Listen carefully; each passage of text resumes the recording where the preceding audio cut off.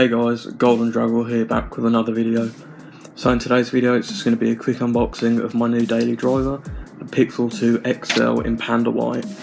So I got this, it's like an RAM unit, which means it's like the original one that the bloke had got sent to Google to get repaired, but they didn't repair it, they just sent him a brand new device.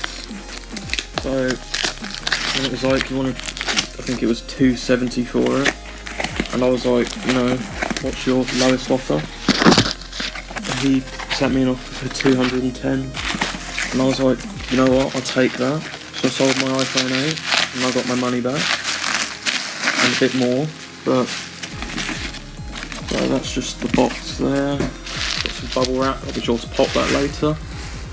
So as you can see here, we've got two packages. So we've got the box from the original one that he had, and we got the RAM box from the refurbished one. It's all sort of taped together, which I'm not too pleased about, because that damages the box. But I had to rip it off, and obviously when I sell my devices, I sell them with all the boxes and all the accessories and stuff like that. So there's the original box from his original unit. Okay, it's all falling apart. Okay, so here's the original Pixel 2 XL box.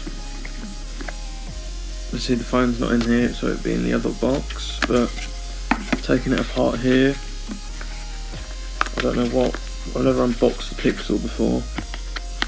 I don't know what to expect. You can see here we got the USB-C charger. I've already got one of those. We got the fast charger right there. We got the I think USB-C to USB-A adapter in there, and that's about it. We got a SIM ejector tool and a cleaning cloth, and here's the phone itself. Yeah, it's kind of a bit of a big phone, but I'll be back in a second. I'm just gonna get.